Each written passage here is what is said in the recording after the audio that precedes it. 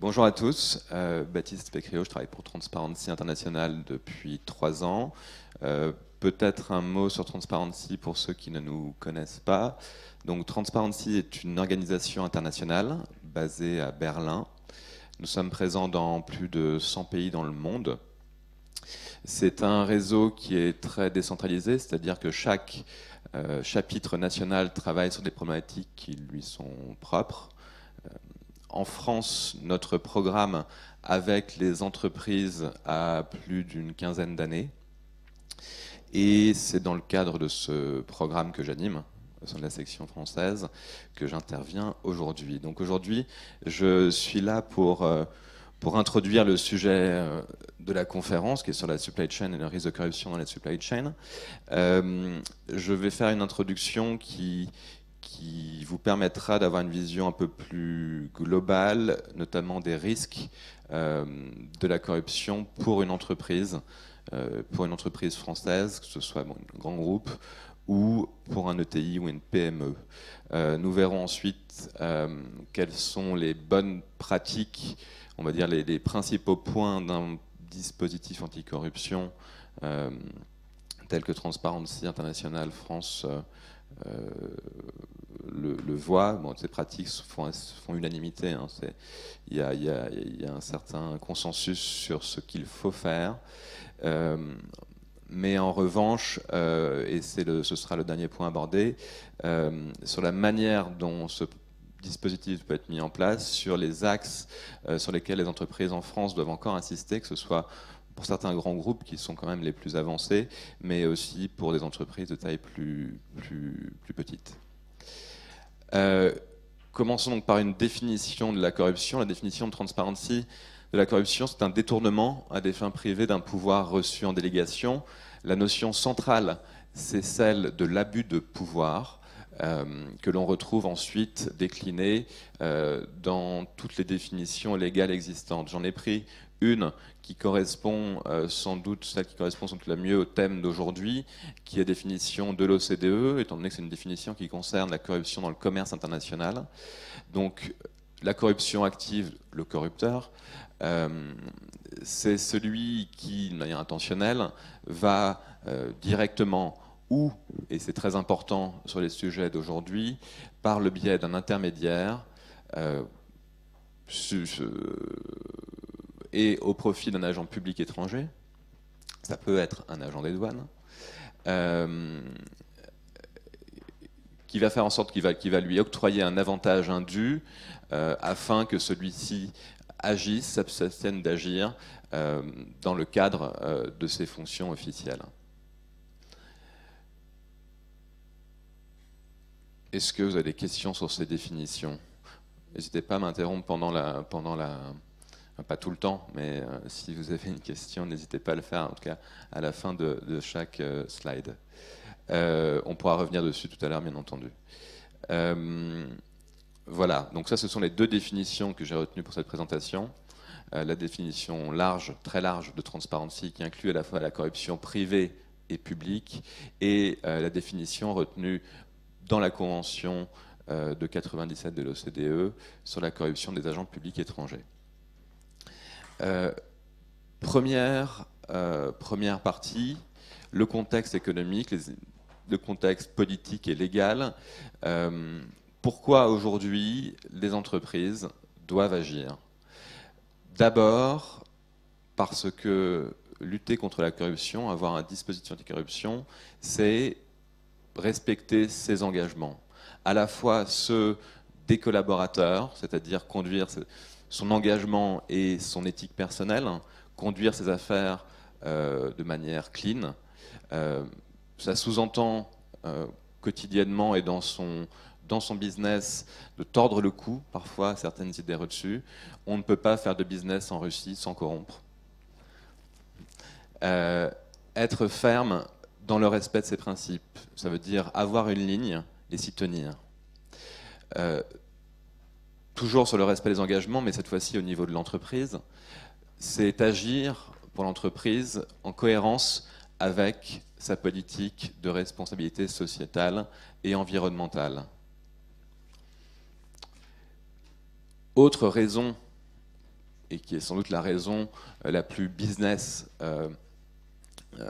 pour laquelle les entreprises mettent en place des dispositifs anticorruption, c'est la maîtrise des risques. On va faire un gros focus sur ce point aujourd'hui. La maîtrise des risques, d'abord le risque légal. Aujourd'hui, nous avons des politiques pénales extrêmement répressives à l'égard de la corruption. Le département de la justice américain est très clair sur ce point. C'est frapper financièrement très lourdement les entreprises responsables de corruption d'agents publics étrangers, mais c'est aussi condamner à des peines de prison et à des amendes considérables les individus qui, au sein des entreprises, commettent des actes de corruption.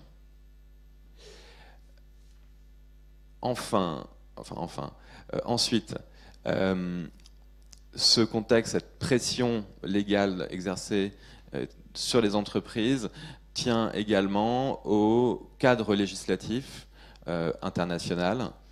Vous connaissez sans aucun doute, sans doute, le Foreign Corrupt Practice Act, le FCPA américain, qui est une loi ancienne, mais qui est mis en pratique, en application depuis la signature du traité international contre la corruption d'agents publics étrangers en 1997. Il y a aussi, plus récent, 2010, le UK Bribery Act. La loi allemande est également très sévère. Et d'autres pays s'y sont mis depuis 3 ans. On a le Brésil qui a adopté une législation il y a un peu plus d'1 an. La Suisse également, qui est un des leaders sur les questions d'anticorruption. L'Italie, qui en Europe, dans l'Union européenne, avec l'Angleterre, est le pays qui a développé une législation très contraignante.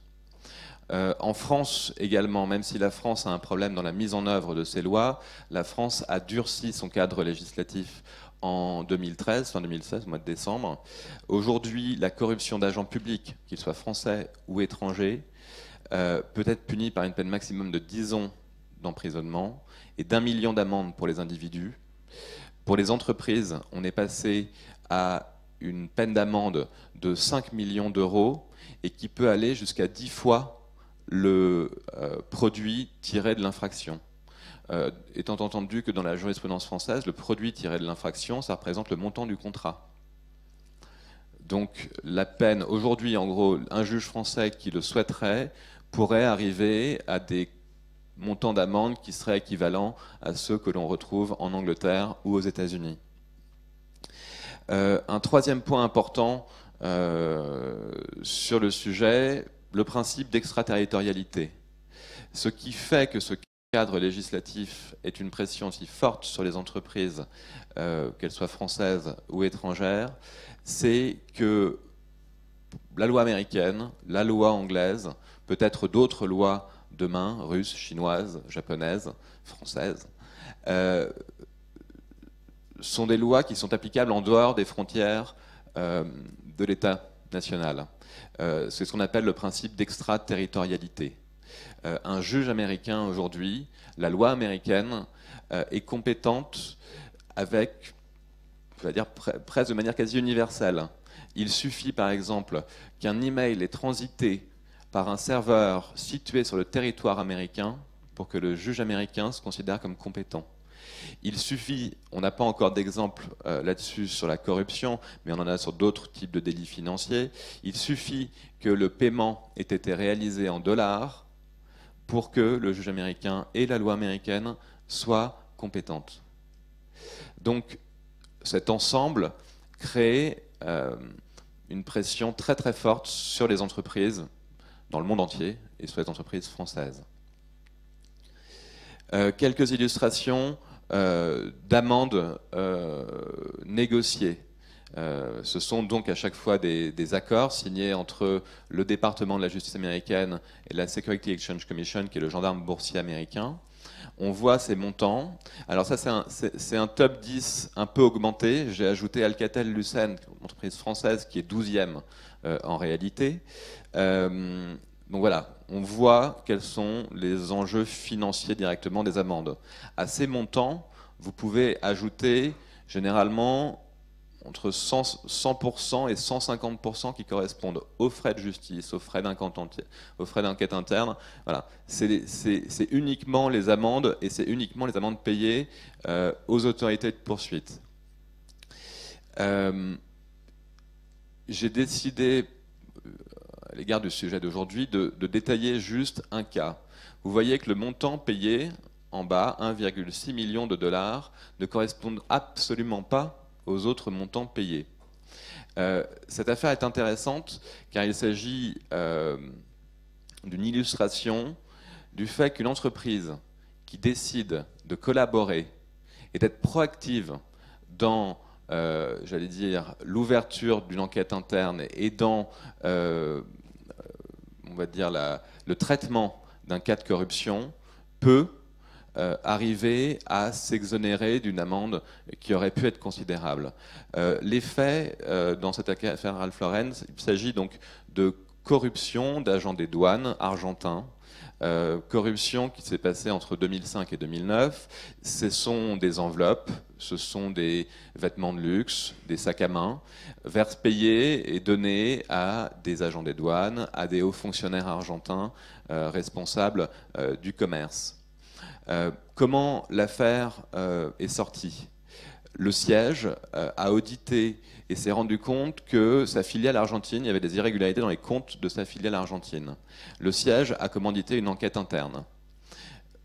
Et ils ont donc réalisé qu'il y avait 5 ou 6 collaborateurs de l'entreprise qui payaient des pots de vin pour accélérer le passage en douane de produits, pour faire en sorte, voilà, il y avait aussi quelques rétrocommissions qui étaient touchées par les collaborateurs. Donc première chose que l'entreprise a faite, c'est qu'elle a suspendu ses collaborateurs, et ensuite elle s'est posé la question. Il ne faut pas oublier qu'on est dans le cadre de l'affaire Siemens, 800 millions de dollars payés, donc ça commence la pression commence à peser. Donc, et les dirigeants de Ralph Lauren se sont dit, bah, faisons le choix d'aller voir le département de la justice américain et de poser sur son bureau le dossier complet de l'enquête interne.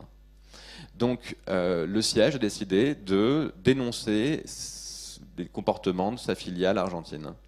Résultat, le DOJ a commandité une enquête, un an et demi d'enquête. Ils ont bien entendu ouvert des enquêtes dans d'autres filiales. Et Ralph Lauren a complètement ouvert ses comptes. Et le DOJ a considéré, au bout du compte, que Ralph Lauren avait fait ce qu'il fallait. Et les 1,6 million de dollars ne correspondent en fait qu'aux frais d'enquête engagés par les autorités de poursuite américaines.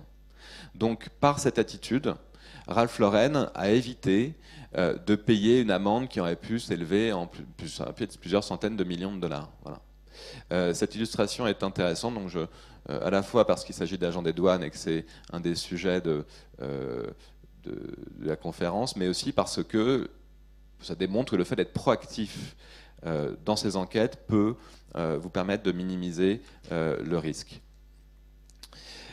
Donc on a vu le risque pénal, le risque légal, mais il existe d'autres risques bien entendu, le risque d'image, de réputation, des risques commerciaux, de compétitivité, on fera un focus sur ce point juste après, le risque de déstabilisation sur les marchés financiers. Alors c'est vrai que quand Walmart, par exemple, quand Walmart a annoncé l'affaire de corruption au Mexique, Walmart a perdu 6% à la bourse de New York, 12% Mexico. 3 semaines après, l'action avait retrouvé à peu près son cours d'avant l'annonce de la crise. Mais imaginez qu'une entreprise soit un moment vital de sa vie financière, en période de fusion, d'acquisition, d'achat, ça peut être catastrophique. Un autre risque dont on parle plus rarement, c'est le risque de déstabilisation de l'organisation interne. Lorsque vous êtes le manager d'une équipe et que votre équipe est au courant de faits irréguliers de votre part, comment demander à vos collaborateurs, auxquels vous êtes en charge, d'être exemplaires? Comment leur demander d'arrêter de payer des pots de vin si vous-même, vous n'êtes pas clean et si ça se sait? Si vous avez un salarié qui fait des grosses fautes, que vous voulez le licencier, si il est au courant du fait que vous avez versé multiples reprise des pots de vin.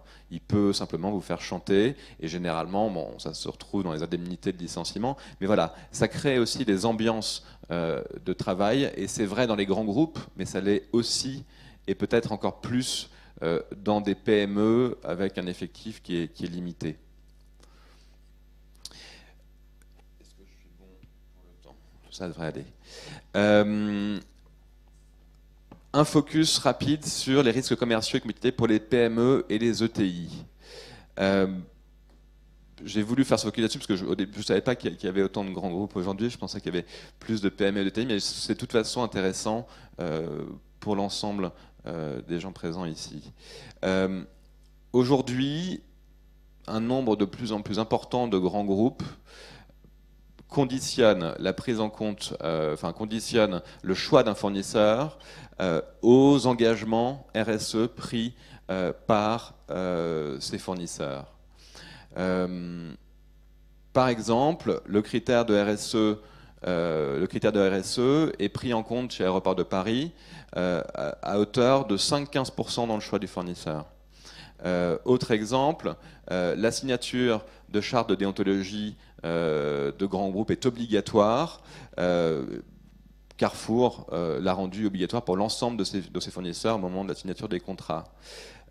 Obligation d'accepter les audits. L'Oréal a introduit dans tous ses contrats fournisseurs et dans tous ses contrats partenaires, on va dire, une clause anticorruption qui prévoit que le groupe a le droit de se rendre sur place et de vérifier l'ensemble. Et L'Oréal le fait. C'est pas uniquement. Ils nous ont dit simplement, écoutez, voilà, de toute façon, on va auditer nos prestataires pour la qualité des produits. Et ben, les gens qui vont auditer pour la qualité des produits, en plus de ça, ils vont auditer pour la corruption. Et ils le font avec l'ensemble de leur chaîne de sous-traitance. Bon, ça, je passe. Autre élément intéressant qui est lié donc au management de ce risque commercial et de compétitivité, la pression de la COFAS. Depuis 2000, les entreprises garanties par la COFAS ont l'obligation de respecter la législation française en matière de corruption d'agents publics étrangers. Alors, je ne sais pas quels moyens ils se donnent pour faire respecter cette règle, mais la chose est certaine, c'est que si l'affaire sort, lorsque ça sort, l'entreprise doit rembourser l'ensemble de l'argent qui a été avancé par la COFAS de manière anticipée. Enfin, dernier point, toujours sur ce risque commercial, la généralisation de ce qu'on appelle le debarment, c'est simplement l'interdiction de concourir à certains marchés financés par des organismes bailleurs, la Banque mondiale, agences d'aide au développement. Ce qui est intéressant là-dessus, c'est que depuis 1 an et demi, lorsque un organisme bailleur décide de sortir une entreprise, eh bien, de manière quasi automatique, l'entreprise est exclue de tous les autres financements. Voilà. En bref, adopter un dispositif anticorruption, c'est aussi se garantir de pouvoir accéder à certains marchés. Voilà. Alors, je vais aller assez vite sur cette partie-là. Ceux d'entre vous qui le souhaiteraient, je pourrais tout à fait leur envoyer les recommandations plus détaillées de Transparency en la matière. Là, c'est donc un résumé. Comme je vous le disais au début, les choses à faire, ces principes que l'on doit retrouver dans un dispositif anticorruption, il y a un consensus. Il existe un consensus dessus, à la fois dans les guidelines du FCPA américain, dans les guidelines du UK Bribery Act. Transparency International publie depuis plus de 10 ans ce qu'on appelle les business principles qui reprenaient ce type d'engagement. Les lignes directrices publiées par le SCPC, le Service central de prévention de la corruption, reprend ces recommandations. D'abord, donc, celle qui est connue, l'engagement à une politique de tolérance zéro de la part des dirigeants d'entreprise, l'adoption d'un programme détaillé qui comprend notamment la désignation d'un référent éthique rattaché à la direction. Alors, ce référent éthique, c'est quelque chose qu'on peut retrouver à la fois dans les grands groupes, et dans les grands groupes, on retrouve un référent éthique dans différentes strates de l'entreprise, mais c'est aussi possible dans les PME, d'avoir simplement quelqu'un qui est soit dans l'équipe dirigeante ou quelqu'un parmi les associés à l'origine de l'entreprise, qui soit celui qu'on vient consulter lorsqu'on a une difficulté. Voilà. Autre point essentiel du programme détaillé, c'est l'analyse des risques de corruption pour l'entreprise. On va y revenir dans les axes de progrès ensuite. Règles claires dans les relations avec les partenaires, sous-traitants, fournisseurs, intermédiaires, politique en matière de cadeaux et invitations, procédures arrêtées pour le choix des partenaires, règles permettant de gérer les conflits d'intérêts. Les deux premiers points sont quelque chose qu'on retrouve aujourd'hui assez souvent dans les entreprises, les grands groupes, les entreprises de taille intermédiaire et certaines PME. En revanche, les règles permettant de gérer les conflits d'intérêts, c'est quelque chose qui est plus absent. C'est quelque chose sur lequel les entreprises doivent encore travailler, notamment en prévoyant la règle du déport lorsque le collaborateur doit participer à une décision dans laquelle il se trouve en conflit d'intérêts. Le conflit d'intérêts en soi n'est pas une mauvaise chose, ça arrive tous les jours. C'est pas un problème. Le problème, c'est la manière dont on va le traiter, la manière dont on va le prendre en compte. Quatrième point, une procédure adaptée d'engagement des dépenses. Bon, c'est quelque chose qu'on retrouve de manière générale dans les entreprises. La diffusion en interne et en externe des engagements pris par l'entreprise en matière de lutte contre la corruption, ça peut être un très bon moyen de limiter le risque de corruption, notamment dans des pays où il y a une corruption qui est endémique. On a quelques exemples, par exemple le groupe Total ou le groupe Areva, lorsqu'ils sont au Nigeria, eh bien, lorsqu'ils sont arrêtés par un barrage policier routier classique, où on leur demande un bakshish pour passer, c'est quelque chose qui est fréquent, j'ai vécu en Égypte, c'était la même chose, eh bien, lorsque la personne qui est arrêtée dit qu'elle travaille pour Total ou pour Areva, on la laisse passer. C'est parce que l'entreprise a eu une action proactive dans ce pays au niveau des pouvoirs publics en disant voilà, on arrête d'embêter nos collaborateurs. C'est vrai, bon, c'est des très grands groupes avec des moyens politiques forts, mais le fait, une chose beaucoup plus simple, le fait quand vous recevez un sous-traitant, quand vous recevez ou que vous rencontrez un futur partenaire, un client, qu'il soit public ou privé, le fait de dire de but en blanc, très tôt au moment de la rencontre, que vous respecterez les règles anti-concurrence, anti-corruption, vraiment de l'afficher, de lui dire que ça se sache, que la personne, lorsqu'elle vient vous voir pour acheter vos produits, elle sait déjà qu'avec vous, que vous êtes clean. C'est une manière aussi, c'est beaucoup plus difficile de demander un pot de vin quand c'est affiché ici, on refuse les pots de vin, que quand ça ne l'est pas. Et enfin, dernier point, une évaluation et une mise à jour régulière des programmes anticorruption. 5 minutes. On entre dans la dernière partie. Alors, il s'agit en gros des actes de progrès que nous, Transparency, on a pu... on considère qu'il faut que les entreprises françaises avancent sur ces différents sujets. Certaines ont déjà fait le travail, mais ça reste des sujets sur lesquels il faut encore avancer en France. Tout d'abord, et c'est sans doute le point central, c'est le point de départ de tout programme anticorruption, c'est l'analyse des risques exhaustive, décentralisée du risque de corruption. Cette analyse des risques est nécessaire, et il est nécessaire de la faire très tôt, en amont de la mise en place de son dispositif, parce que c'est elle qui va vous permettre de savoir où mettre les efforts, où mettre l'énergie, où mettre les ressources. C'est essentiel. Et ce sont les opérationnels, vos équipes, qui doivent le faire. Parce que cette analyse des risques exhaustive, elle doit être faite au niveau décentralisé, le plus proche possible du niveau opérationnel, parce que c'est eux qui connaissent le métier, c'est eux qui connaissent les risques. Transparency met différents outils à disposition des entreprises. Alors ce sont des outils qui sont génériques, qui doivent ensuite par vos différents métiers être adaptés à la réalité, mais qui permettent déjà d'avancer. Parmi ces outils, on retrouve l'IPC, donc l'indice de perception de la corruption, qui fait une cartographie du risque pays, mais on retrouve aussi différentes grilles de self-evaluation, des checklists qui sont parfois assez détaillées et qui correspondent à différents métiers. Ensuite, ce sera à vous, à votre entreprise, soit de vous faire accompagner, soit en interne, d'affiner ces analyses de risque.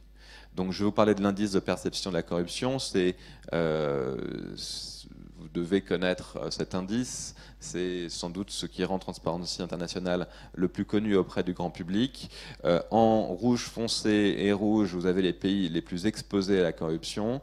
Plus c'est clair, plus les pays ont une administration qui est peu ou pas corrompue. Alors, cet indice est fait de telle manière, en fait, c'est la manière dont le monde des affaires perçoit la corruption dans les administrations d'un certain pays.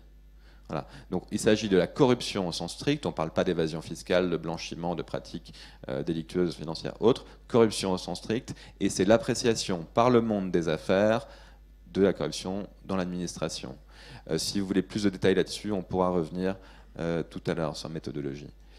On a parlé du risque pays, mais dans votre analyse de risque, il doit aussi y avoir d'autres prises en compte. On parle de risque sectoriel, ça c'est quelque chose, vous pouvez vous en douter, de risque fonctionnel, des métiers de votre entreprise, différents métiers, des risques clients, si vous êtes avec des clients publics, privés, des joint ventures, voilà.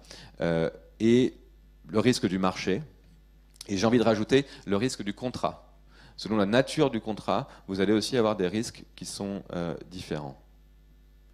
Autre axe de progrès, et c'est sans doute la partie la plus difficile pour l'entreprise, c'est le déploiement de son dispositif anticorruption. Adopter une politique, une charte, des principes, c'est très bien. Les faire vivre, les mettre en œuvre, c'est la partie qui prend le plus de temps, qui demande le plus d'énergie, de ressources, d'engagement pour l'entreprise.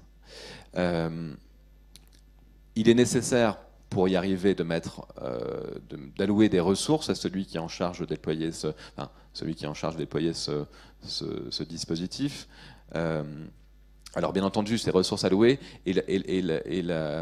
on va dire l'étendue du dispositif, y compris pour les juges américains, français ou anglais, doit être proportionnée au risque et à la réalité de l'entreprise. On ne va pas demander à une petite PME qui travaille uniquement en France de mettre en place un dispositif aussi lourd que celui pour une ETI qui travaille essentiellement en Afrique, en Asie et en Amérique du Sud. Voilà.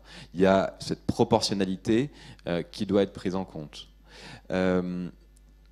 Autre point essentiel dans le déploiement, la mise en place d'une sensibilisation de formation. Il faut former ses collaborateurs pour être en cohérence avec ce qui était décidé au niveau du top management ou du management et l'opérationnel. C'est essentiel. Et enfin, et on se rend compte, les entreprises qui sont les plus avancées en matière d'anticorruption, ce sont celles qui ont intégré plus possible les considérations de prévention de la corruption à leur business, à leur vie opérationnelle. Autre thème sur lequel les entreprises devraient encore avancer en France, ce sont les paiements de facilitation. Si on parle de transit en douane et de commerce international, ce sont de types de ce qu'on appelait autrement avant la petite corruption, qui sont récurrentes et qui sont importantes. Mais il faut savoir que dans certains pays où la lutte contre la corruption est devenue un enjeu politique, je pense à l'Inde, je pense à la Russie, je pense à la Chine, et où un gouvernant ou une autorité locale pourrait avoir envie de faire un exemple avec une entreprise étrangère, fût-elle petite, le fait d'avoir payé 1 000 $ pour faire passer 3 tonnes de matériel en douane, ça peut représenter un risque important, énorme, parce que l'autorité locale voudra faire un exemple en punissant une entreprise française. Et vous y êtes vous pour rien, parce que ça se passe tous les jours autour de vous, vous avez pu le faire 1000 fois, mais une fois, parce qu'il y aura une volonté politique d'instrumentaliser ces outils qui existent dans ces pays-là, en Inde, la politique anticorruption est très développée, eh bien, vous pourrez être victime vous directement vous retrouvez au trou pendant 1, 2, 3 ans avant que les choses se passent à un niveau qui vous dépasse complètement. Enfin, et je terminerai là-dessus, un axe de progrès important pour nous, ça concerne aujourd'hui aussi les grands groupes, c'est les efforts que les entreprises doivent faire sur les garanties données à ceux qu'on appelle les lanceurs d'alerte. Ces garanties, ces garanties notamment sur l'absence de représailles lorsqu'ils signalent un comportement illégal, illicite, contraire au règlement de l'entreprise. Le fonctionnement d'un dispositif d'alerte est une excellente manière de savoir si son dispositif est à niveau. C'est lui qui permet de tester le dispositif. En France, il y a une grande méfiance à l'égard de ces dispositifs, à la fois de la part de l'entreprise, mais également de la part des collaborateurs, qui ne sont pas sûrs que ça fonctionnera, qui sont convaincus qu'ils ne seront pas protégés jusqu'au bout. En France, j'étais chez Ernst & Young hier qui vient de publier une étude sur l'anticorruption et la perception dans les entreprises de l'anticorruption. 50% des entreprises qui ont en croissance et qui ont les meilleurs dispositifs, 50% des collaborateurs de ces entreprises qui sont les plus avancées en matière d'anticorruption sont persuadés que s'ils font une alerte, ils ne seront pas protégés par l'entreprise. Voilà. Il y a encore beaucoup de travail à faire là-dessus. Pour nous, une des manières d'y arriver, c'est de garantir l'indépendance de celui qui va recevoir l'alerte. L'indépendance passe et la confidentialité, voire mieux l'anonymat, en tout cas dans un premier temps, de celui qui va donner l'alerte. Voilà. Je vous remercie de votre attention.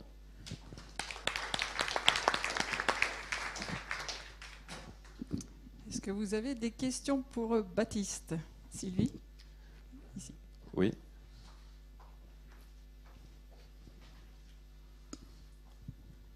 Bonjour, Gérard Choun, Destination 26000. J'ai une remarque et une question. Une remarque, parce qu'il se trouve que je travaille pour un pétrolier international qui n'est pas Total, mais qui est aussi au Nigeria. Et je trouvais un petit peu optimiste sur le Nigeria, parce que, en fait, la corruption peut